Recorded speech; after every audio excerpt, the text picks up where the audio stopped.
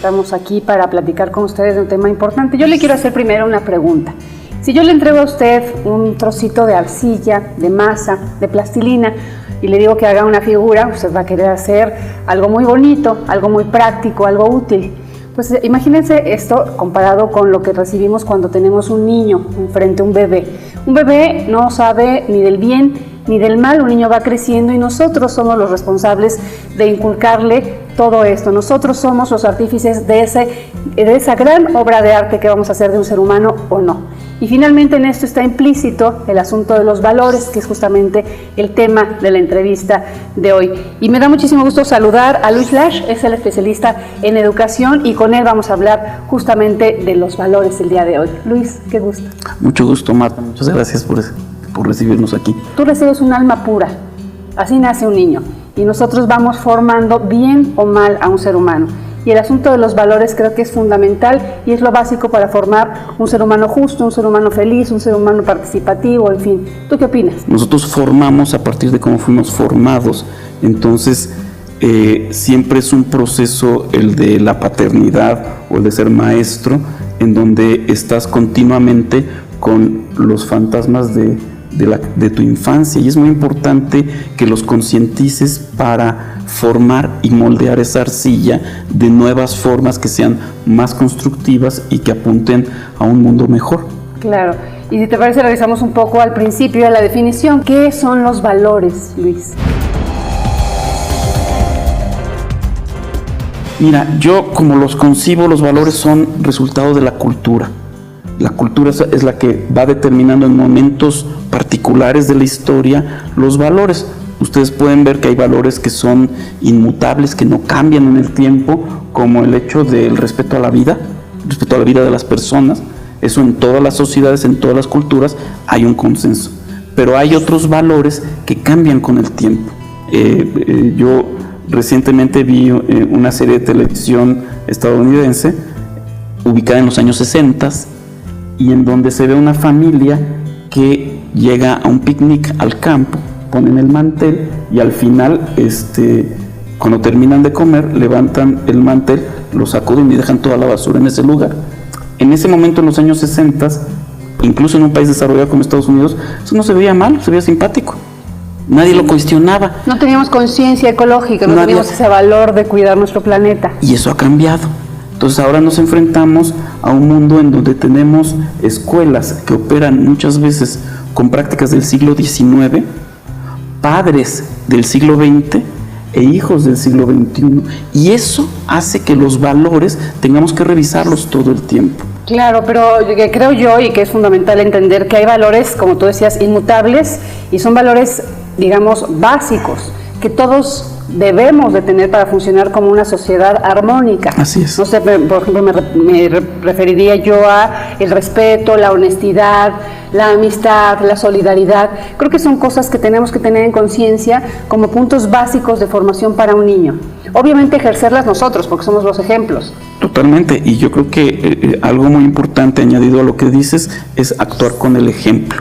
Nosotros no podemos pedir a un hijo que sea honesto si nosotros no actuamos con el ejemplo. Si suena el teléfono y dices no estoy. No mientas y de repente... Sí, y tú actúas en sentido contrario. Y el valor de la congruencia es uno de los valores más difíciles de alcanzar. Y yo pienso que es algo que es una obra de arte, que lo vamos haciendo en el tiempo. Tienes que revisarte para decir, esto lo estoy haciendo mal. Y eso es un ejercicio diario frente al espejo, en donde yo me vea y yo diga, ¿qué estoy haciendo mal? ¿Qué estoy impactando en mi hijo? Y no lo estoy diciendo en tercera persona, me lo aplico yo mismo. De pronto, yo en las mañanas digo, esto no debí de haberle hecho. Y frente a mis hijos dije algo mal en frente de mi esposa. Así es. Yo creo que también podríamos mencionarle a quien nos está viendo, ¿qué pasa en una sociedad sin valores? ¿A qué nos estamos condenando? En alguna parte leí un artículo sobre niños que dicen que de grandes quieren ser sicarios. Y entonces dices, ¿por qué quieres ser sicario? El narcotráfico, porque voy a vivir poco tiempo, pero voy a vivir muy bien, a cuerpo de rey. Y ese chamaco ya no tiene idea de lo que es el derecho a la vida. no hay conciencia en ello y es dramático. O sea, es algo que tenemos que juntos cultivar, es lo que se le llama el tejido social. Entonces el tejido social es algo que todos bordamos o podemos desgarrar. Entonces, si nosotros desgarramos el tejido social, nuestra sociedad está condenada a desaparecer. Esa es mi opinión. Claro, estamos hablando de lo que puede pasar con una sociedad que no fomenta los valores. Estamos viviendo en la actualidad una especie de convulsión, de crisis, y no solamente en México, me parece que es un asunto mundial, y me parece que todo esto tiene que ver justo con el asunto de los valores. Y una pregunta y un asunto que se pone sobre la mesa constantemente es si los valores caducaron. Tú como especialista en la materia, ¿qué piensas de esta frase? Los valores no están de moda, a veces te dicen los niños, los jóvenes. Ciertamente los valores van cambiando. Por ejemplo, el respeto a la diversidad es algo muy diferente hoy en día que lo que era hace 30, 40 años. Claro. Entonces, nosotros podemos encontrar gente que empieza a decidir manifestar su cariño, su amor en muchas formas diferentes.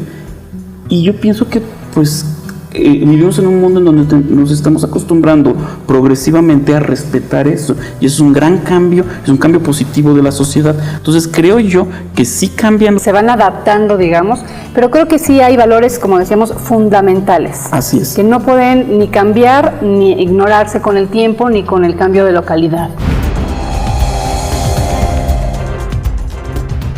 Si yo los enlistara de alguna manera, diría que es el de la tolerancia, en primer lugar. Hay que aprender que lo que no sucede en mí, no soy quien para juzgar. Que yo puedo pensar de una determinada forma, pero no puedo imponer mi manera de pensar a otro grupo social.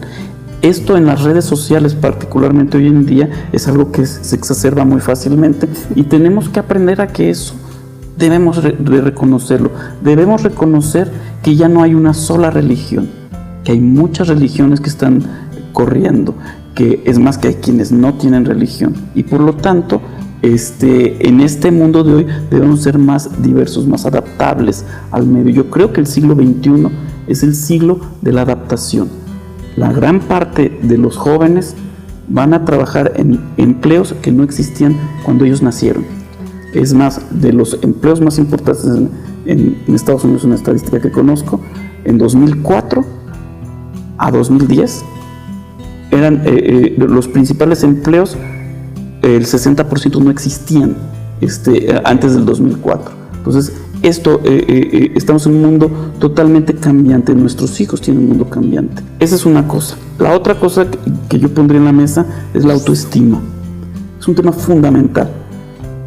Nosotros tenemos que estimular positivamente a los niños, pero no nos damos cuenta de que en el diario acontecer nosotros hacemos frases que descalifican sutilmente, que dicen, no, eso no lo vas a poder hacer tú, eso no es para niñas, por ejemplo, y ahí entran cuestiones de género, y realmente hacer un esfuerzo consciente de cambiar y de mejorar la vida de los hijos, porque si algo daña a nuestra sociedad es la autoestima, la baja autoestima, y México como sociedad y muchos grupos en particular denotan una baja autoestima. Si no te quieres tú mismo, pues ¿cómo vas a querer a los demás? ¿Cómo vas a fomentar un sano desarrollo, ¿no? Así es.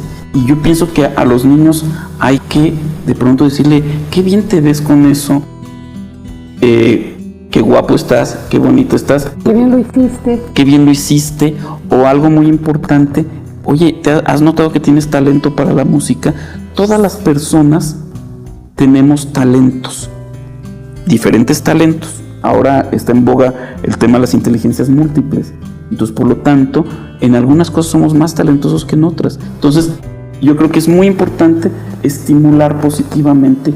Y si bien podemos descubrir que tuvimos una mala autoestima o buena, o la autoestima que tengamos, nosotros podemos heredar, en cualquier caso, buena autoestima a nuestros hijos, porque romper ese círculo quizás.